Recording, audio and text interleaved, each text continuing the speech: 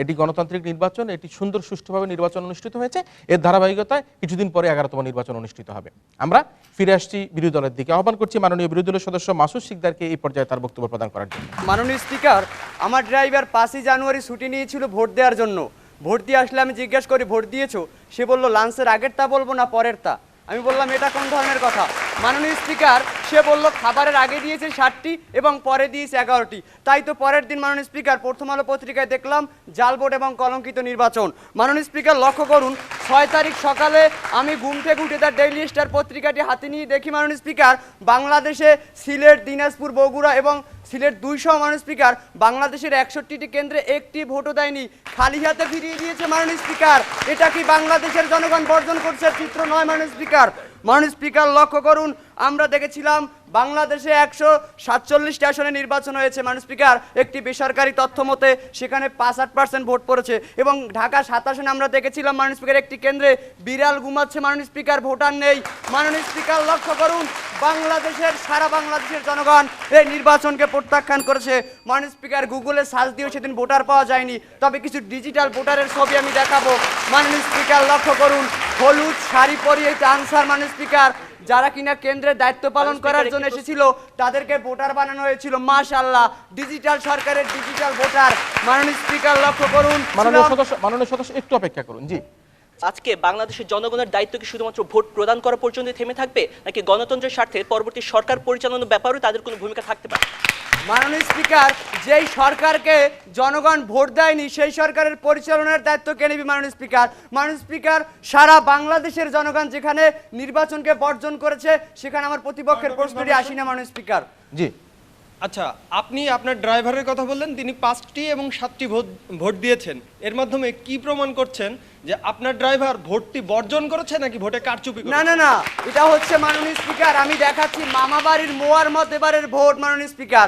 মাননীয় স্পিকার লক্ষ্য করুন, আমরা দেখেছিলাম মাননীয় স্পিকার একজন সাংসদ যখন বলে, মাননীয় স্পিকার যশোরের একজন সাংসদ আওয়ামী লীগের, তিনি বলেছেন মাঠ যেন খালি থাকে না, 100 ছাত্রলীগের কর্মী মাঠে থাকবেন, সিরিয়ালে ভোট দিয়ে যাবেন, আবার এসে সিরিয়ালে দাঁড়াবেন, আবার ভোট দেবেন। মাননীয় স্পিকার লক্ষ্য করুন, সরকার যেখানে মোয়া দিচ্ছে সেখানে তো আমার কিছু বলার নেই মাননীয় স্পিকার। মাননীয় স্পিকার লক্ষ্য করুন, 6 জানুয়ারি অনেক আশা নিয়ে মাননীয় স্পিকার চ্যানেল 24-এর মুক্তবাগ অনুষ্ঠানটি দেখছিলাম মাননীয় স্পিকার। তখন এক প্রিজাইডিং অফিসার ফোন করে বলছিলেন মাননীয় স্পিকার তার কেন্দ্রে 3500 ভোটার, বিকাল 3টা পর্যন্ত ভোট পড়েছে মাননীয় স্পিকার 300। এবং মাননীয় স্পিকার 3:54 20 জন যুবক আসলেন এবং তার কাছ থেকে ব্যালট পেপার ছিনিয়ে নেওয়ার জন্য পায়তারা করলে তিনি পুলিশের সহায়তা চাইলেন। মাননীয় স্পিকার, পুলিশ বললেন দিয়া দেন স্যার, কারণ পুলিশ চিন্তা করেছিল গণতন্ত্রের দরকার নাই, চাকরি বাঁচাই। মাননীয় স্পিকার লক্ষ্য করুন, সরকার আজকে তারা বলার চেষ্টা করছে। একটু অপেক্ষা করুন। জি, আচ্ছা, কোনটিকে আপনারা আপনাদের আহ্বান বলবেন? আপনাদের ভারপ্রাপ্ত মহাসচিব কার্যালয়ে বসে যেটি বলেন ওটি, নাকি ঠিক পুরোপুরি আল কায়েদা স্টাইলে লন্ডনে বসে যে ভিডিও বার্তাটি প্রকাশ করা হয় সেটিকে? মাননীয় স্পিকার, সরকার দলের বারবারই কাজ হচ্ছে বিরোধী দলের উপর দোষ চাপানো এবং বিরোধী দল যা বলে সব ভুল বলে এটা প্রমাণ করা। মাননীয় স্পিকার, আজকের সরকার দল তাই করার চেষ্টা করেছে, কারণ আজকের প্রস্তাবটি হলো এই নির্বাচনকে জনগণ বর্জন করেছে এবং বিরোধী দলের ডাকে সাড়া দিয়ে অবশ্যই করেছে মাননীয় স্পিকার, সেটি আমি প্রমাণ করার চেষ্টা করেছি। মাননীয় স্পিকার লক্ষ্য করুন, আজকে তারা বারবার বলার চেষ্টা করেছে এই নির্বাচন ইনক্লুসিভ এবং পার্টিসিপেটরি নির্বাচন হয়েছে। যদি তাই হয়ে থাকে তাহলে কেন সরকার নিয়ন্ত্রিত গলফ খেলোয়াড়ের দলকে আজকে মাননীয় স্পিকার গৃহপালিত বিরোধী দল করা হলো? মাননীয় স্পিকার লক্ষ্য করুন, মাননীয় স্পিকার, আজকে যদি আমার সময় থাকতো বাংলাদেশের প্রত্যেকটা কেন্দ্রের চিত্র তুলে ধরে দেখাতাম মাননীয় স্পিকার, বাংলাদেশের প্রত্যেকটি কেন্দ্রে মাননীয় স্পিকার কিভাবে বাংলাদেশের জনগণ এই নির্বাচনকে বর্জন করেছিল।